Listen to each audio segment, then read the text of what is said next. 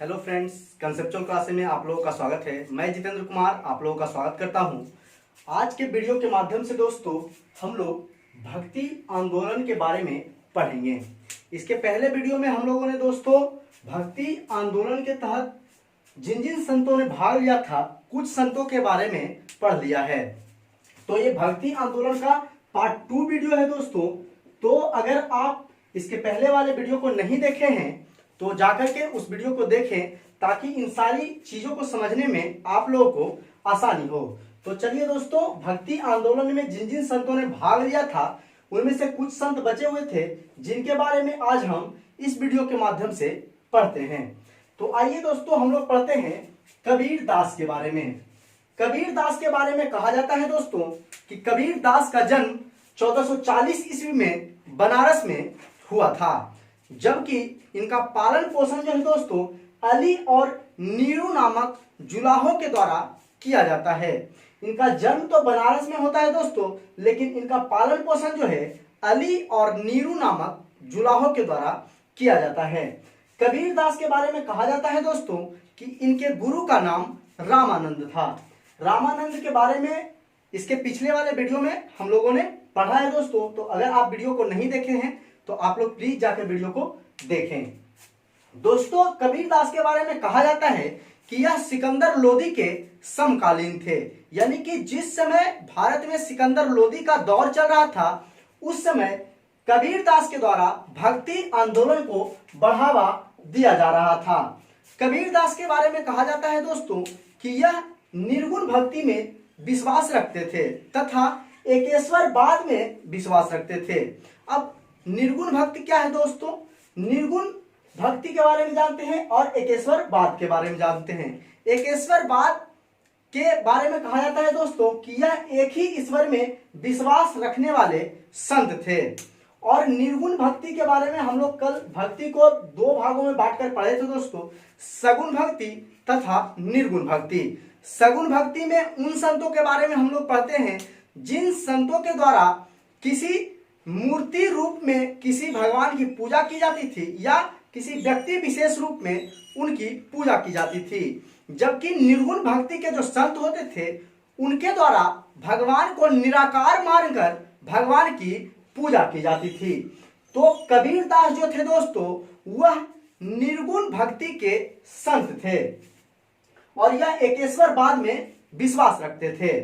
दोस्तों कबीर दास के बारे में कहा जाता है कि इन्होंने भक्ति आंदोलन के दौरान कई सारे उपदेश दिए तथा इनके उपदेशों का जो संकलन किया गया है जिस किताब में, उस किताब को बीजक कहा गया है, यानी कि बीजक बुक में इनके उपदेशों का संकलन किया गया है। यह क्वेश्चन कई बार एग्जाम में पूछा गया है दोस्तों, इसे आप याद रखिएगा कि कबीर दास के उपदेशों का संग्रह किस किताब में देखने को मिलता है, तो वह बीजक में मिलता है।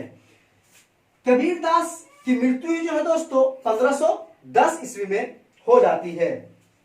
फिर अगले संत के बारे में पढ़ते हैं गुरु नानक। गुरु नानक के बारे में कहा जाता है दोस्तों कि इनका जन्म 1469 ईस्वी में तलवंडी नामक जगह पर हुआ था। तलवंडी जो है दोस्तों ननकाना साहब पाकिस्तान में पड़ता है, तो इनका जन्म तलवंडी में हुआ था। इनके बारे में कहा जाता है दोस्तों कि यह भी निर्गुण भक्ति के संत थे, यानी कि यह भगवान को निराकार मानकर उनकी भक्ति करते थे। गुरु नानक के बारे में कहा जाता है दोस्तों कि यह अवतारवाद में विश्वास नहीं रखते थे, यानी कि मृत्यु के बाद किसी का अवतार होता है धरती पर, इस चीज में यह विश्वास नहीं रखते थे। और यह एकेश्वरवाद में विश्वास रखते थे, यानी कि ईश्वर एक ही है, इस चीज में वो विश्वास रखते थे और यह निर्गुण भक्ति के संत थे दोस्तों। तो इन सारी ऑब्जेक्टिव को गुरु नानक के बारे में आप याद रखिएगा। और गुरु नानक के बारे में आप जानते हैं दोस्तों कि यह सिख धर्म के संस्थापक के रूप में भी जाने जाते थे, यानी कि सिख धर्म की स्थापना जो है वह गुरु नानक के द्वारा किया गया था। इनके बारे में कहा जाता है कि इनकी मृत्यु जो है दोस्तों करतारपुर में हो जाती है। तो गुरु नानक से जितने सारे ऑब्जेक्टिव एग्जाम में पूछे जाते हैं उन सारे ऑब्जेक्टिव को हम लोगों ने क्लियर करने का प्रयास किया, तो आप लोगों को समझ में आया होगा। दोस्तों अब हम लोग पढ़ते हैं चैतन्य के बारे में। चैतन्य के बारे में कहा जाता है दोस्तों कि इनका जन्म जो है वह नदिया नामक जगह पर हुआ था, जो कि पश्चिम बंगाल में पड़ता है दोस्तों। और 1486 में इनका जन्म हुआ और इनकी मृत्यु जो है दोस्तों पुरी में 1533 ईस्वी में हो जाती है। तो इनके जन्म और मृत्यु के बारे में हम लोगों ने देखा। इनके बारे में कहा जाता है दोस्तों कि इनका जो वास्तविक नाम था वह विशंभर था। यह क्वेश्चन भी ऑब्जेक्टिव के रूप में बनाकर पूछा गया है एग्जाम में कि चैतन्य का वास्तविक नाम क्या था। तो चैतन्य का वास्तविक नाम जो था दोस्तों वह विशंभर था। चैतन्य के बारे में कहा जाता है दोस्तों कि यह कृष्ण भक्ति के संत थे, यानी कि यह भगवान श्री कृष्ण की भक्ति करते थे।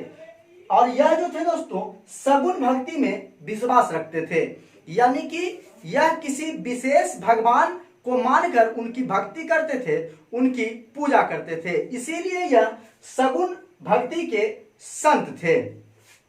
चैतन्य महाप्रभु के बारे में कहा जाता है दोस्तों कि इन्होंने कीर्तन के माध्यम से भक्ति आंदोलन को बढ़ावा देने का काम किया।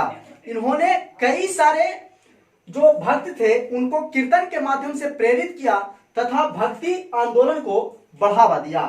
चैतन्य महाप्रभु के बारे में कहा जाता है दोस्तों कि इन्होंने वृंदावन तथा मथुरा की यात्रा भी की।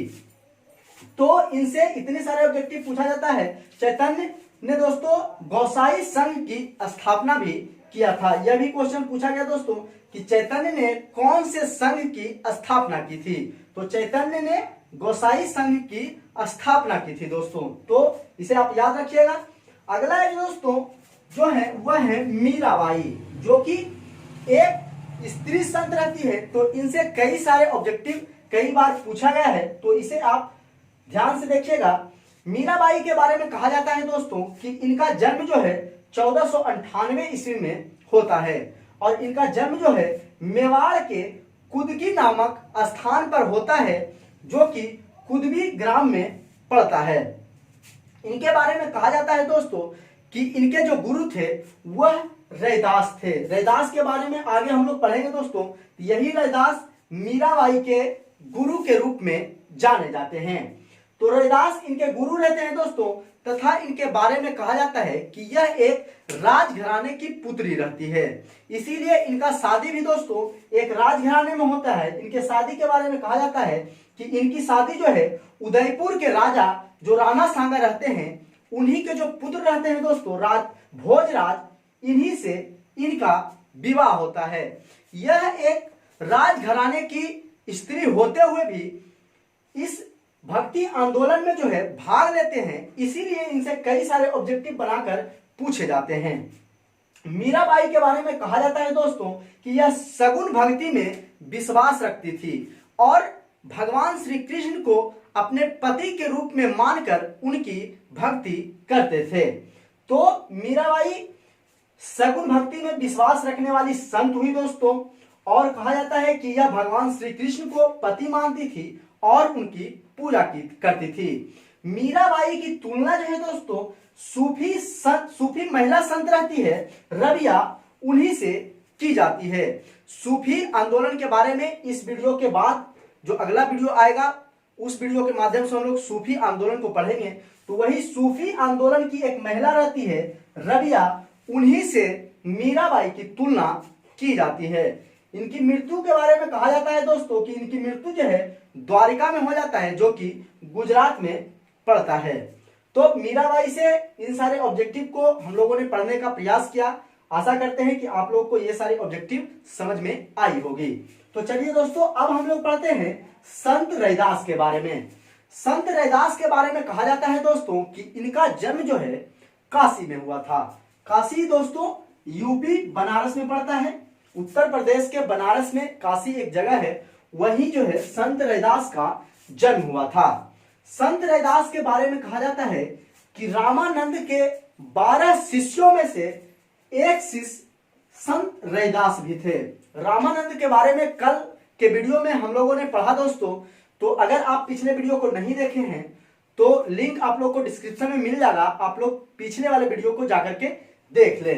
तो वही जो रामानंद रहते हैं दोस्तों उन्हीं के जो 12 शिष्य रहते हैं, उन्हीं में से एक शिष्य संत रैदास भी रहते हैं, जिनका जन्म काशी में, जो कि यूपी बनारस में पड़ता है, वहीं हुआ था। संत रैदास के बारे में कहा जाता है दोस्तों कि यह कबीर के समकालीन थे। यही कबीरदास जो थे दोस्तों, जिस समय कबीरदास भक्ति आंदोलन में भाग ले रहे थे, भक्ति आंदोलन को बढ़ावा दे रहे थे, उसी समय दूसरे क्षेत्रों में संत रैदास के द्वारा भी भक्ति आंदोलन को बढ़ावा दिया जा रहा था। तो संत रैदास किनके समकालीन थे दोस्तों? तो यह कबीर के समकालीन थे। संत रैदास के बारे में कहा जाता है दोस्तों कि संत रैदास का उपदेश था कि परमात्मा को भक्त अपने हृदय में स्थान दे, यानी कि परमात्मा को अगर भगवान अपने हृदय में स्थान देता है तो उन्हें कहीं खोजने की जरूरत नहीं है। यह संत रैदास का उपदेश था दोस्तों। इन्होंने अवतारवाद का खंडन किया। दोस्तों, संत रैदास के द्वारा अवतारवाद में विश्वास नहीं रखा जाता था, यानी कि यह अवतारवाद में विश्वास नहीं रखते थे कि किन्हीं का पुनः अवतार होता था। इसीलिए इन्होंने अवतारवाद का खंडन किया तथा इनके जो अनुयायी हुए, इनके जो भक्त हुए, उनके द्वारा दोस्तों रैदासी संप्रदाय जो इन्हीं के नाम पर था, उनकी स्थापना की गई। तो संत रैदास जो है दोस्तों, वह अवतारवाद में विश्वास नहीं रखते थे तथा इनके द्वारा जो है, इनके अनुयायियों के द्वारा रैदासी संप्रदाय की स्थापना की जाती है। तो संत रैदास से इतने सारे ऑब्जेक्टिव बनते थे जिन्हें हम लोगों ने पढ़ा। अब पढ़ते हैं दोस्तों हम लोग दादू दयाल के बारे में।